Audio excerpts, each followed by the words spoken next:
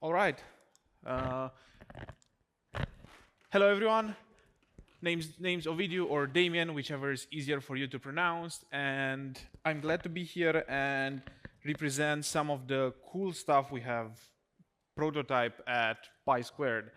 And it's very relevant for the Ethereum community as a whole because it could, in theory, if we would modify the execution engine of Ethereum using our latest tech that we have developed, you could, in theory, add the possibility of adding more programming languages to Ethereum the same way, for example, you would add the new smart contract, basically treating programming languages as an on-chain object that you can then use in different things. If that sounds wild, or if that sounds like you're not sure how that works, we'll get there.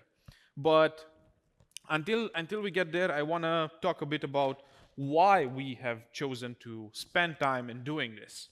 And it's a critical pain point in Web3 from our point of view, and that is fragmentation. Basically, you have fragmentation in different ecosystems, in liquidity, in assets, in UX, in everything. And especially, you have fragmentation in terms of which developers can code on which chain. And basically, you have let's say a global community of programmers, and a subset of them are Web3 developers, and even smaller subset of them are just Ethereum developers. And it would be great if we would be able to enable all developers in the whole world to code on Ethereum without having to know specifically Solidity to develop their smart contracts, for example. Now, our solution to Web3 fragmentation is verifiability. And what we mean by this is that we believe that we don't have to trust that execution is correct just because it yields the result that we think is correct. We can actually verify this. And this is what our thesis is based on. Now, the cool thing about verifiability is that, first of all, it's universal in terms of programming language and program execution. It's, in general, our solution is universal in terms of proof mechanisms, and also it's universal in the sense of distributed consensus and the security guarantees it offers. But let's take a step forward and see more exactly what our stack is and what we're preparing in terms of a stack that you can use. Now, we have three main, let's say, products that are part of our stack. First of all, we have the verifiable language machine, which is the cool thing that I'm mostly presenting today. We have the verifiable settlement layer and the verifiable consensus protocol.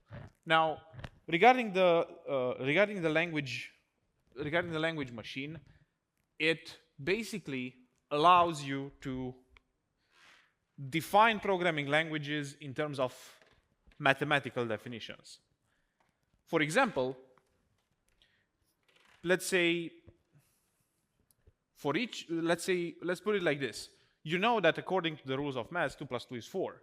Now, if you could define that the programming language has specific mathematical rules, and you can do that by using formal semantics, and put that on chain and verify it on chain, you could know that you could A, execute programming languages on chain on the fly, and B, know for sure that that execution is correct. And nodes can simply check if execution is correct just by checking the execution against the rules of said programming language. We also have the verifiable settlement layer, which is able to generate proofs of execution and settle them on a common layer across ecosystems, which, think of it think of it like a layer in which you could input, let's say, blocks from Bitcoin or Ethereum and check that they are correctly executed, and then you have on that chain or layer all the information from Bitcoin and Ethereum. And then use it to maybe do some magic DeFi where you put all the chains together and offer products and yields based on multiple chains. We also have the consensus protocol, which is a in-house consensus protocol which makes everything, let's say, scalable, parallel. Basically, we want to also revolutionize some things regarding how different chains reach consensus. But going further, what do all of these mean?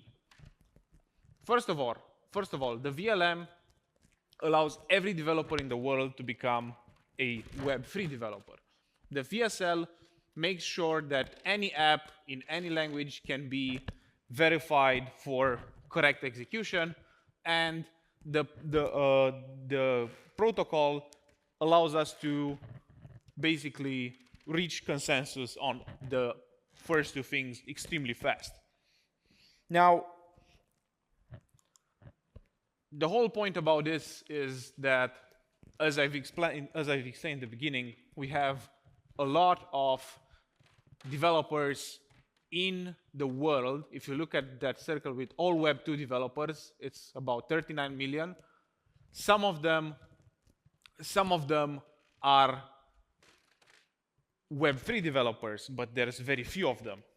Whoever's a developer in Web3 knows that if you are to look at all the developers in the world, it's a very, very small subset of developers that are in Web3. Even less so are coding in Solidity. We see that we have about 9,000 Solidity developers in the world, or it was so around 2023 when we took this data.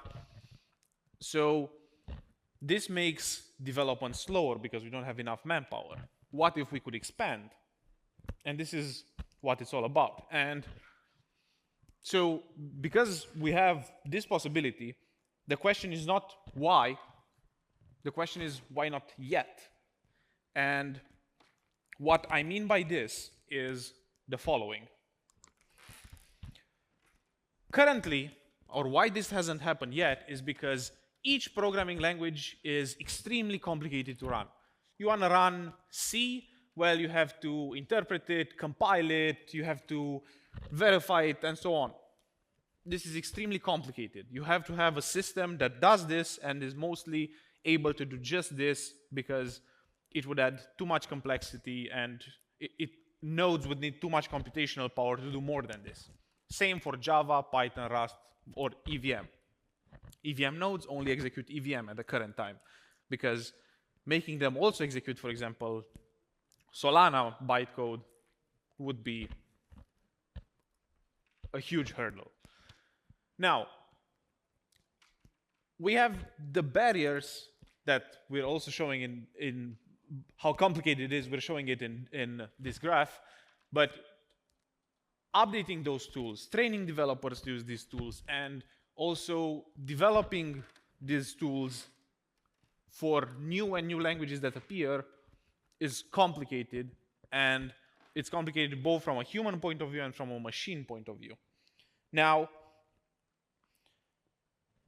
the way in which we solve this is by using a secret sauce, which is K, which is an open source framework developed by our CEO while he was working at NASA, which basically allows one to use formal semantics to define a programming language as a set of mathematical rules.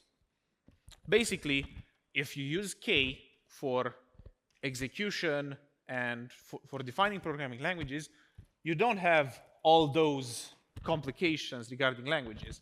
Any language can be defined as a set of rules, and if you have that set of rules, you can on the fly generate all the tools for that language.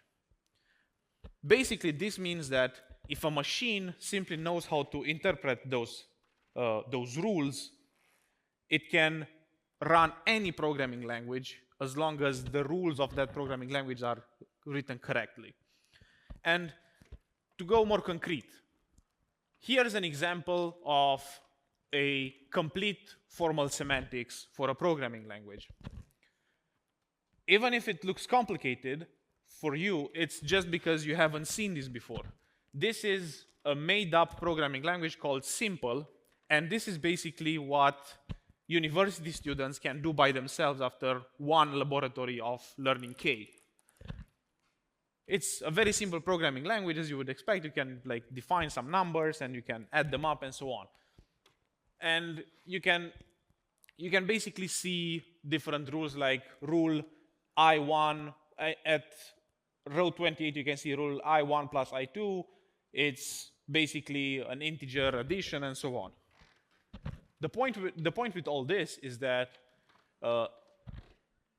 just by having this written correctly, if I have the right software, I can run this programming language. And let's say that at some point I find some sort of bug in this code. I haven't written the language correctly. Well, you can simply add the new definition on chain to be used by whoever wants to use it. Some might choose to keep the old version if they want to. The same way, not all node providers upgrade at the same time their nodes to the latest EVM versions. Now, this is I'd say the way in which we plan to change the paradigm. Instead of having just some EVM execution layer that executes EVM, we want to change it so that we have an execution layer that takes programming language definitions and executes them on the fly. Meaning that EVM would become just the definition of a programming language on chain and can be executed along with many other languages: Python, Java, C, C++, C#, TypeScript, and so on.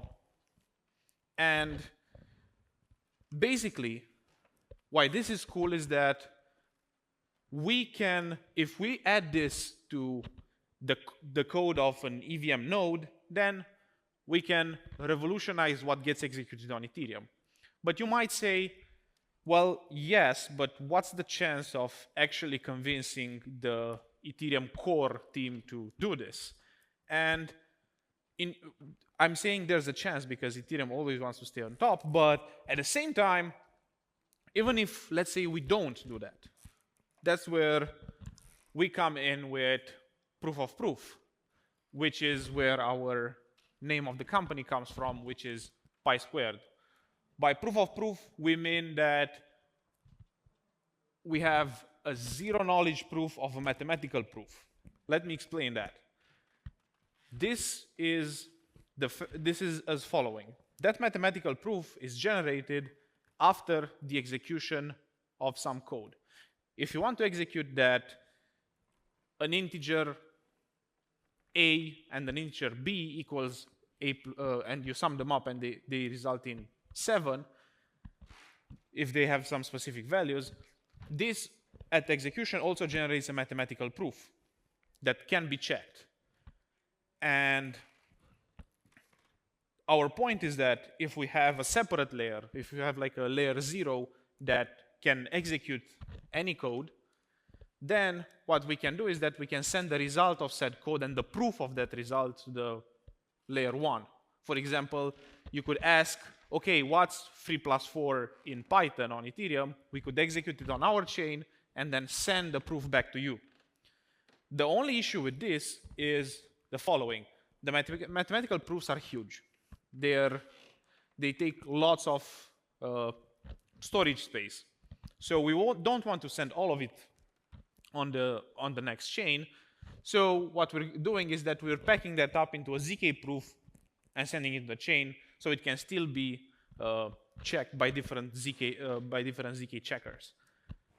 And this is how even by ourselves, without convincing someone to adopt all our technology, can basically, say so, revolutionize the way in which computation works on blockchains.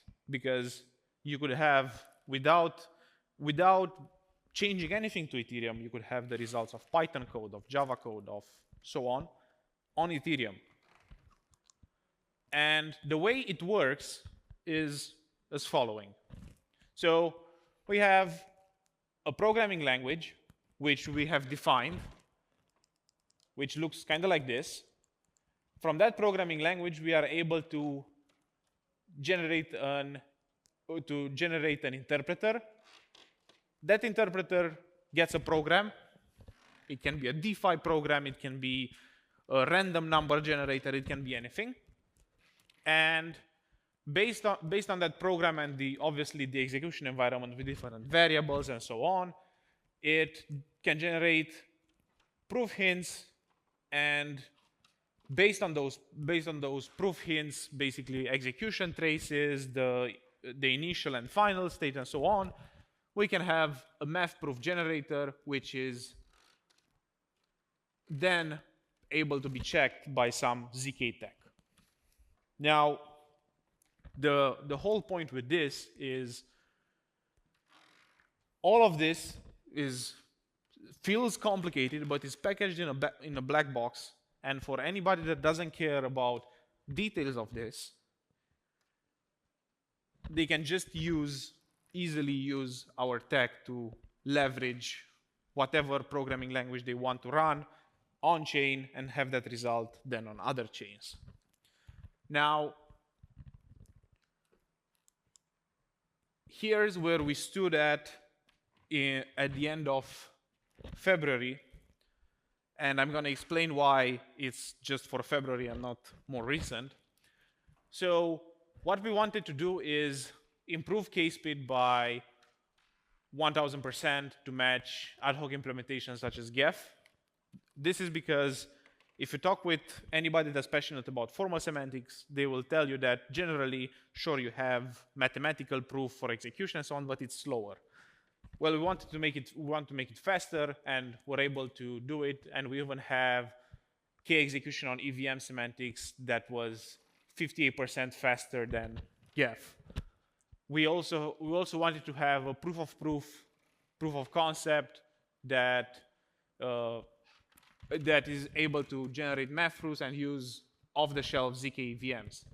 We were able to do it. We used 7 different ZK VMs. We benchmarked it with the Ethereum tests. All was good.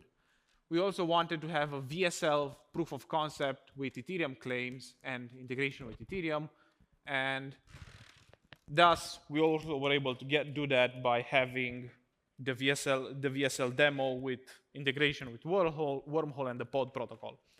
But we also had the VLM demo, which can be seen on our website at the end of the presentation, which is basically the next slide. I'll have some QRs that take you there, and you can basically see how in the VLM demo you can just take the definition of Rust, add it on chain, and then after it's added, you can write a smart contract in Rust and put it on chain, and it works. For anyone that's curious about how the execution layer is modified to do that, you can find me around here afterwards, so we don't get into too complicated details. But until then, we're getting close to the end, so I have two more things to tell you. First is the fact that obviously you can follow us on X or Twitter, however we want to call it. And second is that you can go to our developer portal and see all our demos that we currently have available. But there's one more thing that I feel like is very, very relevant for you to know, is the fact that if you go on X, our first pinned post there is a form that allows you to sign up for our DevNet, which is gonna get launched very, very soon. Our DevNet is a DevNet of the VSL, which the VSL is basically is, let's call it an asynchronous chain where you'll have different examples on how to access data from the Bitcoin network on our chain, from Ethereum, to do things, combining them, on how you can integrate,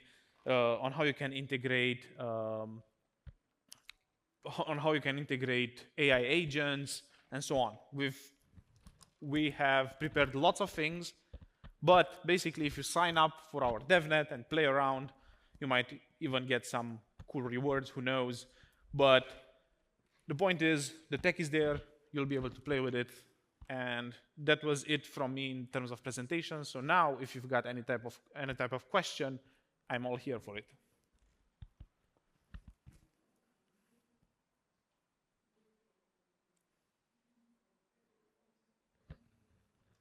Okay, if not, I suppose that's it. Thank you so much for your attention. It was a pleasure, and see you around. If any question comes up to any of you regarding this, I'll be here, and you can find me around. If you see a Pi Squared shirt, you'll know it's either me or my colleague David. Thank you.